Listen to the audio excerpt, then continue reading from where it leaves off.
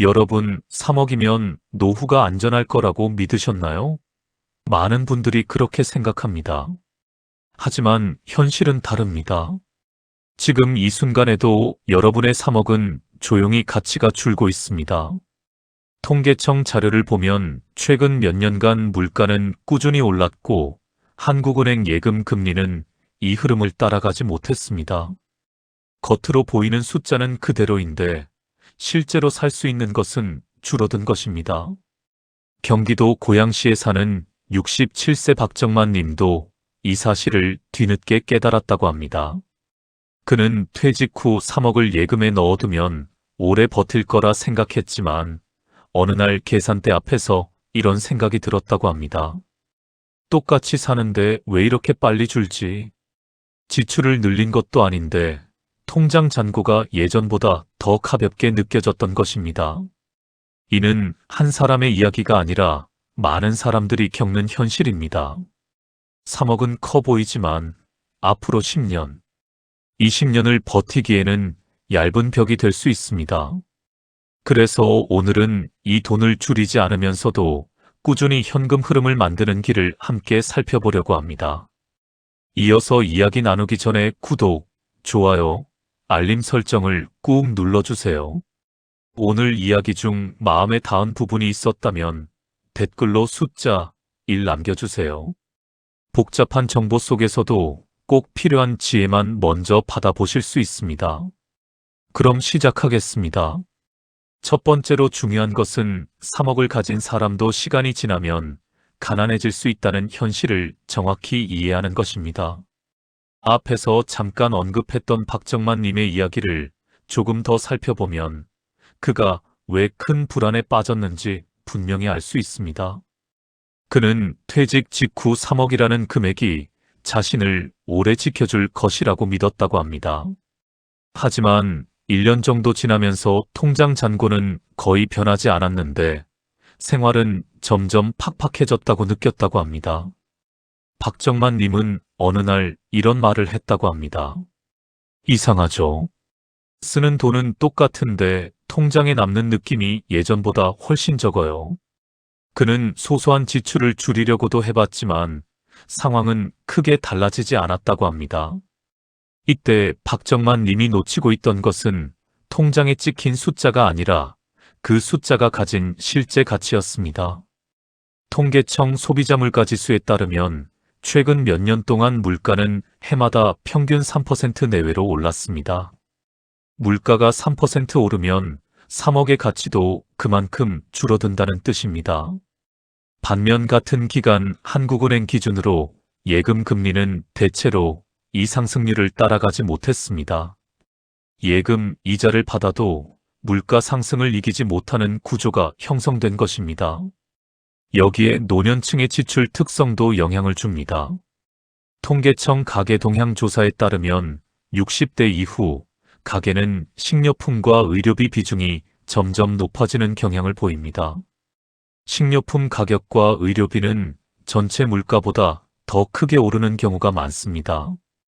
박정만 님이 계산대에서 느꼈던 불안은 바로 이 지점에서 비롯된 것입니다. 그는 자신이 왜 불안한지 정확히 몰랐다고 합니다. 하지만 숫자가 가진 힘이 약해지고 있다는 것을 일상의 작은 순간에서 느낀 것입니다.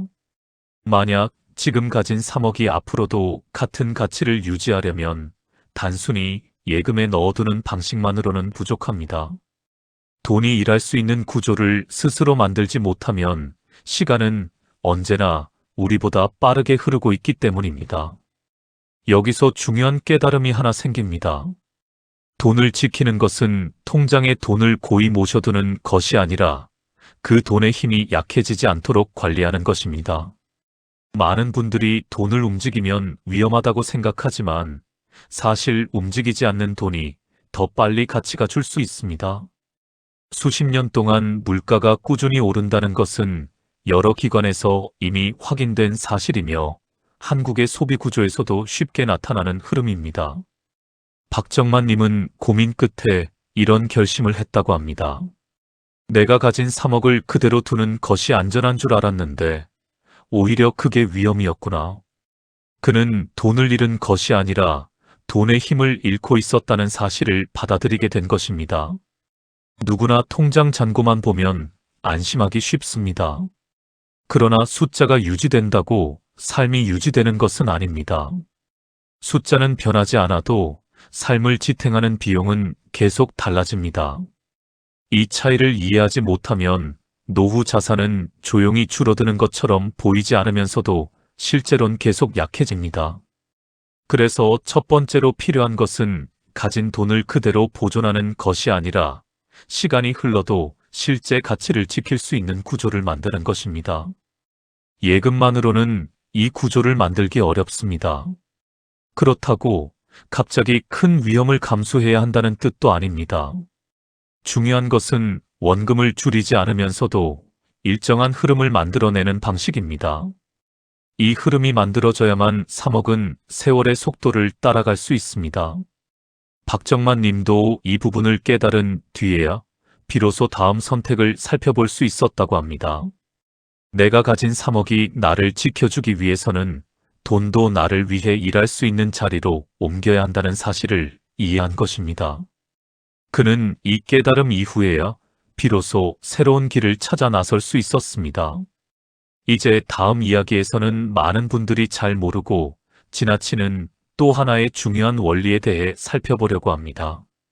지금 가진 3억을 줄이지 않으면서도 꾸준히 흐름을 만드는데 필요한 핵심입니다. 두 번째로 중요한 것은 가진 3억을 지키면서도 꾸준한 흐름을 만들어내는 원리를 이해하는 것입니다. 이 원리는 거창한 것이 아니라 아주 단순한 생각에서 출발합니다. 돈은 그대로 두면 점점 약해지지만 움직이면서도 원금을 건드리지 않으면 시간이 우리 편이 될 수 있다는 점입니다. 이 구조는 오랫동안 여러 단체가 사용해온 방식이며 특히 장기적인 운영이 필요한 곳에서 자주 볼 수 있는 형태입니다. 박정만 님은 퇴직 후 자신이 가진 3억을 어떻게 해야 할지 모른 채 며칠을 고민했다고 합니다. 예금은 안전하다는 말만 들었지 안전하다는 말이 실제로 어떤 의미인지 깊이 생각해 본 적은 없었다고 합니다.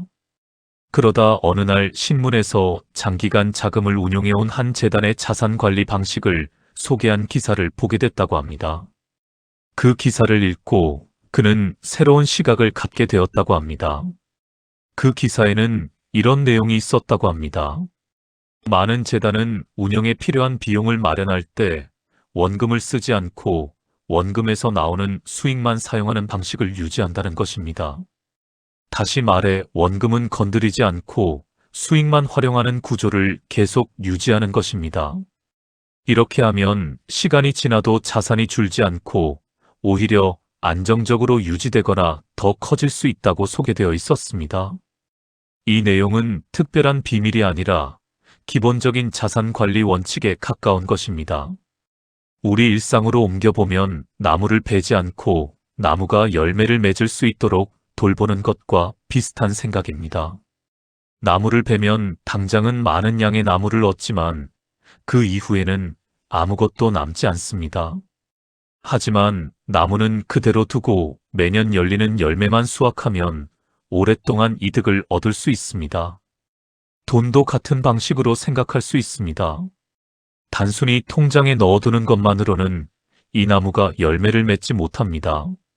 나무는 그대로 있는데 열매가 열리지 않는 셈입니다.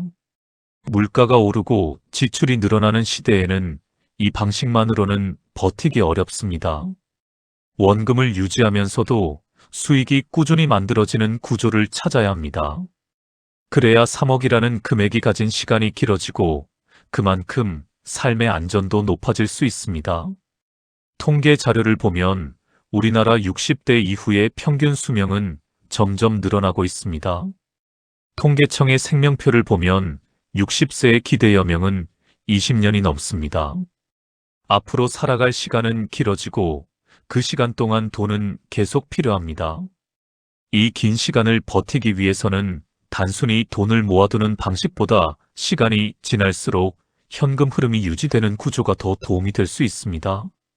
박정만 님도 이 원리를 이해한 후 마음이 조금 가벼워졌다고 합니다. 그동안은 예금만이 안전하다고 생각했지만 시간이 지날수록 예금의 힘이 약해지고 있다는 사실을 알고 나니 오히려 새로운 관점이 생겼다는 것입니다. 그는 자신의 3억을 움직이되 원금은 지키고 수익만 활용할 수 있는 구조를 찾기 시작했습니다. 그는 이런 생각을 했다고 합니다. 원금을 줄이지 않고 매달 일정한 흐름이 만들어진다면 그게 진짜 안전일지도 모르겠다. 이 깨달음은 그에게 아주 중요한 전환점이 되었습니다.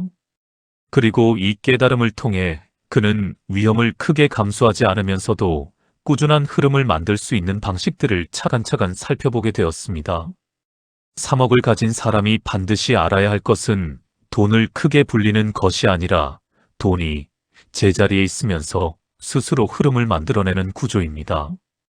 이 구조가 갖춰져야만 물가 상승과 지출 증가의 속도에서 벗어날 수 있습니다. 시간이 지나도 원금이 그대로 있고 매달 흐름이 만들어진다면 노후의 불안이 훨씬 줄어듭니다. 박정만 님은 이 원리를 이해한 이후에 자신의 선택이 분명해졌다고 합니다. 자신이 원하는 것은 큰 부자가 되는 것이 아니라 가진 것을 오래 지키며 안정적으로 사는 것이었기 때문입니다. 그리고 원금을 지키고 흐름을 만든다는 원리는 바로 그 목적에 부합하는 길이었습니다. 이제 다음 이야기에서는 이러한 흐름을 실제로 만들어내기 위해 어떤 방식이 도움될 수 있는지 살펴보겠습니다. 많은 사람들이 이름은 들어봤지만 실제로는 잘 모르는 방식이 있습니다. 이 방식을 이해하면 원금을 그대로 두고도 꾸준한 현금 흐름이 어떻게 만들어지는지 자연스럽게 알게 됩니다. 세 번째로 중요한 것은 흐름을 만들어내는 방식 가운데 많은 분들이 이름은 알고 있지만 실제 원리를 잘 모르는 구조를 이해하는 것입니다. 바로 여러 자산을 한 바구니에 담아놓고 그 안에서 생기는 이익을 조금씩 나누어 받는 방식입니다. 이 방식은 특정한 회사 한 곳에 의존하지 않고 여러 종목이나 여러 종류의 자산을 나누어 담기 때문에 변동을 조금이라도 완화하는 데 도움이 될 수 있습니다. 박정만 님은 이 방식을 처음 들었을 때 이해가 잘 되지 않았다고 합니다. 그는 오랫동안 개별 주식이나 예금 정도만 알고 생활해 왔기 때문에 여러 자산을 한꺼번에 담는다는 개념이 생소했다고 합니다. 그래서 그는 며칠 동안 관련 자료와 책을 찾아보며 기초부터 다시 시작했다고 합니다. 이 방식을 쉽게 설명하면 한 상자에 여러 종류의 물건을 담아두고 매달 그 상자 안에서 생기는 이익을 조금씩 꺼내 쓰는 것과 비슷합니다. 상자 안에는 주식도 있을 수 있고 채권이나 부동산 관련 자산이 들어있을 수도 있습니다. 이 다양성 덕분에 어느 달에는 주식에서 나온 이익이 많을 수도 있고 다른 달에는 채권에서 나오는 이익이 더 많을 수도 있습니다. 이렇게 서로 다른 자산의 움직임이 합쳐져 특정 달마다 만들어진 이익이 분배되는 구조입니다. 이 구조의 장점은 한 달에 한 번씩 꾸준히 흐름이 생긴다는 점입니다. 일반적으로 주식은 1년에 한 번 배당을 주는 경우가 많지만 여러 자산을 담은 바구니는 안에 들어있는 자산들이 모두 서로 다른 시기에 이익을 주기 때문에 결과적으로 매달 어느 정도의 흐름이 생길 수 있습니다. 박정만 님은 이 점을 이해하고 나서야 왜 많은 사람들이 이 방식을 활용하는지 조금씩 감이 오기 시작했다고 합니다. 그는 이렇게 말했다고 합니다. 한 회사의 기대는 것이 아니라 여러 자산에서 조금씩 나오는 흐름을 모아서 받는다는 생각이 들더군요. 혼자서 버텨야 하는 것이 아니라 여러 곳에서 도와주는 느낌이었어요. 또 하나의 장점은 필요할 때 쉽게 사고 팔 수 있다는 점입니다. 개별 부동산처럼 큰 단위로 움직일 필요가 없고 예금처럼 만기를 기다릴 필요도 없습니다. 물론 이 방식이 위험이 없다는 뜻은 아닙니다. 바구니 안에 담긴 자산들의 가격은 시장 상황에 따라 변할 수 있습니다. 그러나 중요한 점은 박정만 님이 찾던 것은 단기간에 크게 오르는 것이 아니라 원금은 크게 흔들리지 않으면서도 매달 일정한 흐름이 만들어지는 구조였다는 것입니다. 통계적으로도 여러 자산을 함께 보유할 경우 한 자산만 보유하는 것보다 변동성이 줄어드는 경향이 있다는 연구들이 존재합니다. 물론 이 말이 항상 수익이 일정하다는 뜻은 아니지만 변화의 폭이 줄어들면 노후 자산 관리에는 심리적인 안정감을 주는데 도움이 될 수 있습니다. 특히 60대 이후에는 큰 수익보다 변동을 최소화하는 것이 더 중요한 경우가 많습니다. 박정만 님은 이 구조를 이해한 뒤 작은 금액부터 실험해 보기로 했다고 합니다. 처음부터 큰 돈을 넣는 것이 부담스러웠기 때문입니다. 그는 적은 금액으로 직접 넣어보고 한 달 흐름이 들어오는지 확인해 보았습니다. 그 과정에서 그는 이 구조의 또 다른 특징을 발견했습니다. 달마다 들어오는 금액이 조금씩 다르기는 했지만 꾸준히 흐름이 생긴다는 사실이 가장 인상적이었어요. 무엇보다 원금은 크게 흔들리지 않았다는 점이 마음을 놓이게 했습니다. 그는 이 경험을 통해 자신에게 필요한 것이 단순한 금융 지식이 아니라 자신에게 맞는 생활 구조라는 사실을 깨닫게 되었습니다. 흐름이 들어오면 그 흐름으로 생활을 유지하고 원금은 그대로 두는 방식이 자신에게 가장 안정적이라는 확신이 생긴 것입니다. 이 흐름은 큰 수익을 목표로 하는 것이 아니라 생활을 버티게 하는 힘이 되었습니다. 이 방식을 이해한 뒤에야 박정만 님은 자신이 가진 3억이 단순한 숫자가 아니라 나를 지켜주는 구조가 될 수 있다는 가능성을 보게 되었습니다. 숫자는 그대로인데 흐름이 생긴다는 것이 어떤 의미인지 몸으로 느끼게 된 것입니다. 이제 다음 이야기에서는 이 흐름을 보다 강하게 만들 수 있는 또 하나의 방식에 대해 살펴보려고 합니다. 이 방식은 흐름의 크기를 조금 더 키울 수 있다는 장점이 있지만 동시에 그에 따른 특성도 분명히 존재합니다. 이 특성을 정확히 이해하면 자신의 상황에 맞게 균형을 잡는데 도움이 될 수 있습니다. 네 번째로 중요한 것은 흐름을 조금 더 강화할 수 있는 방식의 원리를 이해하는 것입니다. 많은 분들이 한 번쯤 들어본 적은 있지만 구조가 생소해서 쉽게 다가가지 못하는 형태가 있습니다. 이 방식은 여러 자산을 담은 바구니처럼 기본적인 흐름을 만드는 구조에 더해 일정한 규칙으로 추가적인 수익을 확보하려는 원리로 움직입니다. 시장이 크게 오르지 않아도 흐름이 만들어지는 경우가 많아 노후 자산을 관리할 때 부담을 덜어주는 역할을 할 수 있습니다. 박정만 님은 이 방식을 처음 접했을 때 한 가지 비유 덕분에 금방 이해하게 됐다고 합니다. 그는 과거 시골에서 사과나무를 키우던 기억이 떠올랐다고 합니다. 매년 가을이면 사과가 열렸고 이를 팔아서 작은 수입을 얻곤 했습니다. 그런데 그 당시 동네에 사는 한 지인은 사과를 미리 살 권리를 다른 사람에게 판매하여 사과가 잘 열리든 조금 열리든 일정 금액을 먼저 확보하는 방식을 쓰곤 했습니다. 박정만 님은 그때는 그 구조를 깊게 이해하지 못했지만 지금 생각해보니 매우 단순한 원리였다고 말했습니다. 이 방식을 쉽게 설명하면 이렇습니다. 사과나무에서 사과가 열릴 것이라는 점은 변하지 않습니다. 그런데 어떤 사람이 사과 가격이 더 오르면 그때 사서 가져가겠다고 미리 약속하면서 작은 비용을 주고 그 권리를 가져갑니다. 사과를 키우는 사람은 사과 가격이 크게 오르지는 않아도 미리 받은 그 비용 덕분에 일정한 수익을 확보할 수 있습니다. 반대로 사과 가격이 많이 오르면 약속한 가격 이상으로는 팔 수 없다는 제한이 생기기도 합니다. 이 방식의 핵심은 큰 상승을 놓치는 대신 일정한 수익을 확보할 수 있다는 점입니다. 시장이 크게 변하지 않거나 오르락내리락하는 흐름이 이어져도 일정한 금액이 들어오는 것은 이런 구조 때문입니다.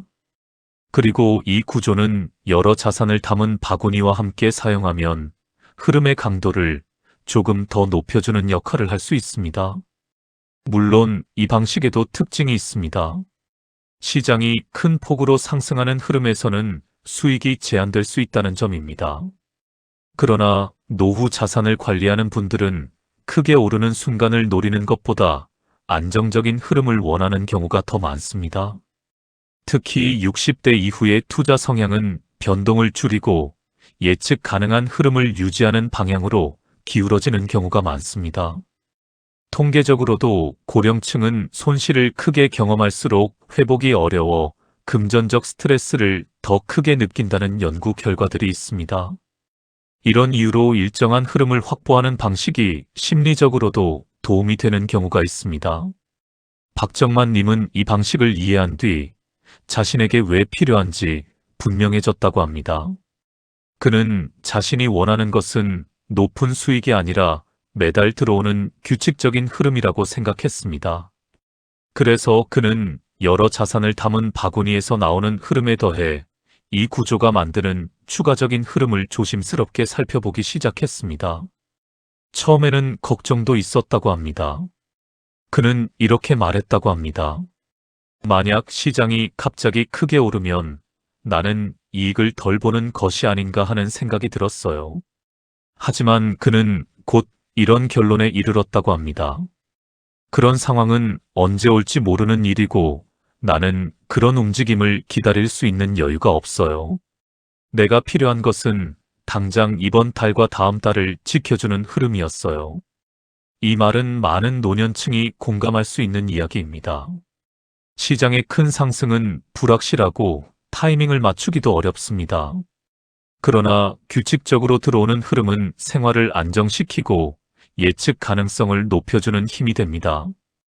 이 방식은 여러 자산을 담은 바구니만 사용할 때보다 흐름의 크기가 조금 더 커질 수 있다는 장점이 있습니다.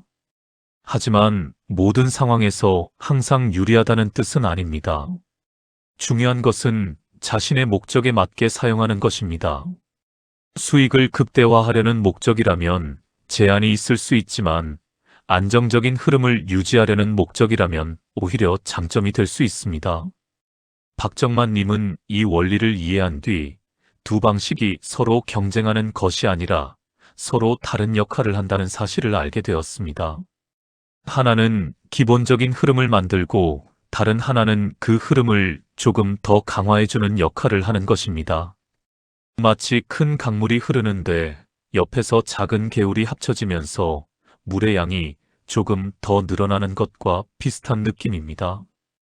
이제 그는 자신이 가진 3억을 이 두 구조에 어떻게 나누어야 할지 고민하기 시작했습니다. 단순히 어디에 넣는 것이 아니라 자신의 삶에 맞는 비율을 찾아야 했습니다. 생활비의 안정성을 높이고 갑작스러운 지출에도 흔들리지 않을 구조를 원했기 때문입니다.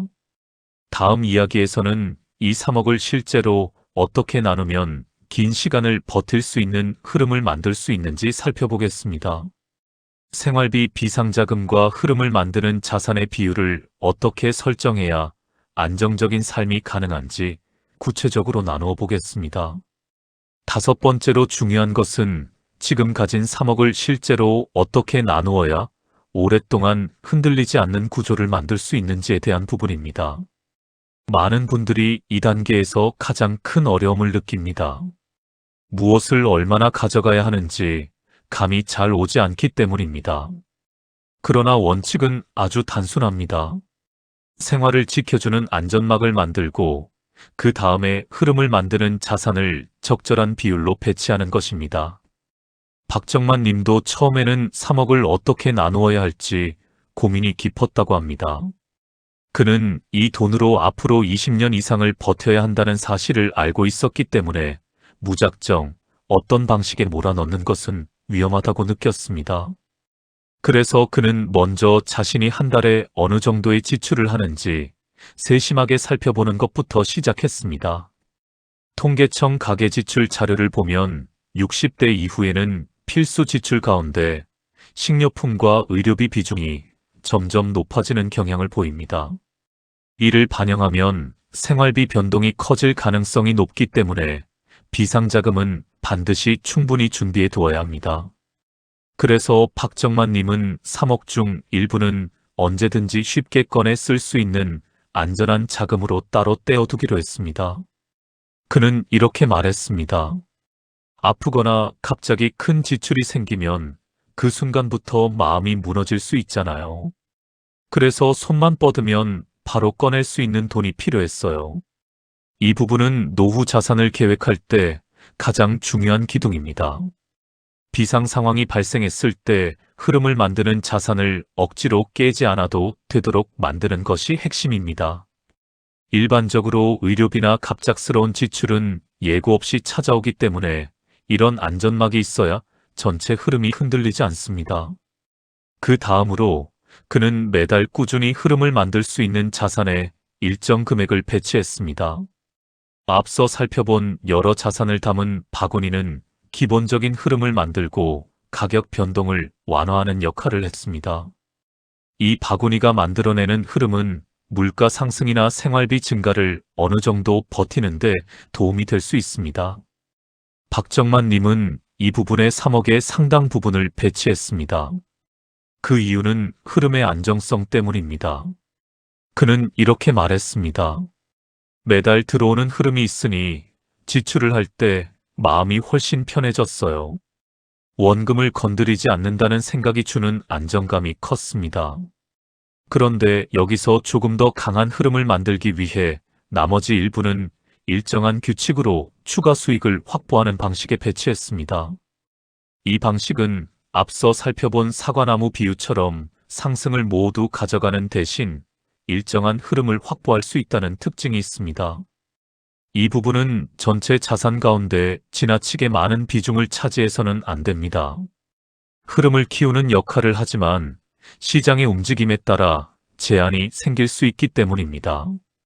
박정만 님은 이 두 방식을 모두 사용하면서도 자신에게 적합한 균형을 찾아가는데 시간을 들였습니다.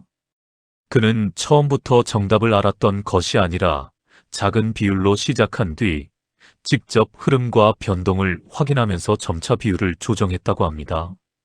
이렇게 실제로 체험하면서 조정하는 방식이 노후 자산 관리에는 더 안정적일 수 있습니다.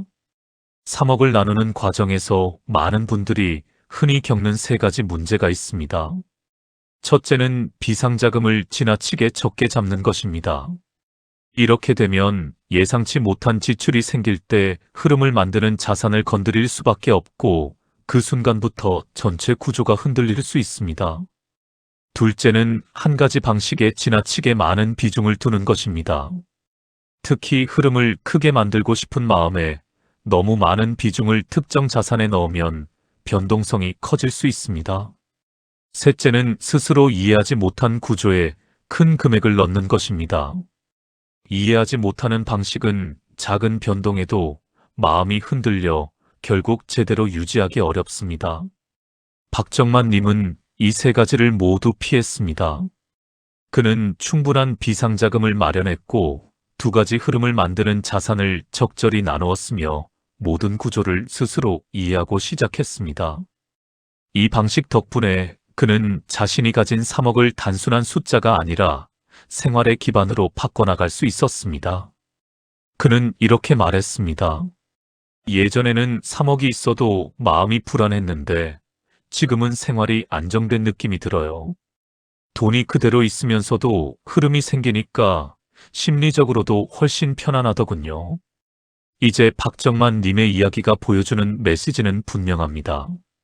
3억을 오래 지키기 위한 길은 숫자를 늘리려는 것이 아니라 숫자가 가진 힘을 지키는 것입니다. 그리고 흐름을 만드는 구조가 갖춰지면 노후의 시간은 훨씬 안정적으로 흘러갈 수 있습니다. 지금까지의 이야기를 천천히 따라오셨다면 한 가지가 분명하게 보이실 것입니다. 3억이라는 금액은 크지만 시간이 지나면서 그 힘이 약해질 수 있다는 점입니다. 그러나 그 돈을 어떻게 나누고 어떤 구조 안에 두느냐에 따라 이 금액은 오래 버틸 수도 있고 예상보다 빨리 줄어들 수도 있습니다. 박정만 님의 사례는 이 사실을 가장 현실적으로 보여줍니다. 그는 처음에 3억을 예금에 넣고 안심하려 했지만 물가와 지출이 변하는 흐름 앞에서는 예금만으로는 버티기 어렵다는 점을 깨달았습니다. 그러다 원금은 지키되 흐름을 만들어내는 방식이 있다는 사실을 알게 됐고 삶이 조금씩 안정되기 시작했습니다. 여러 자산을 담은 바구니는 기본적인 흐름을 만들었고, 규칙적인 원리를 활용하는 방식은 흐름의 크기를 조금 더 키워주는 역할을 했습니다. 이 두 구조가 함께 움직이면서 그는 매달 흔들리지 않는 생활 기반을 만들 수 있었습니다. 여기에 비상자금을 따로 마련해 둔 것은 매우 중요한 선택이었습니다. 갑작스러운 지출이 생겨도 흐름을 만드는 자산을 건드리지 않아도 되기 때문입니다.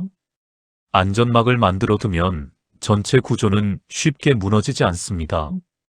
결국 노후 자산을 지키는 핵심은 숫자를 크게 늘리는 것이 아니라 지금 가진 것을 오래 유지할 수 있는 기반을 만드는 데 있습니다. 여러분도 지금 가진 3억이 단순한 숫자가 아니라 앞으로의 삶을 지탱할 구조가 되도록 만들 수 있습니다.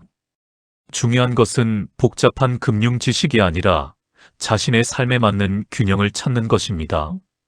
원금을 지키면서도 흐름이 만들어지는 구조가 마련되면 물가 상승이나 지출 증가의 흐름도 충분히 버텨낼 수 있습니다.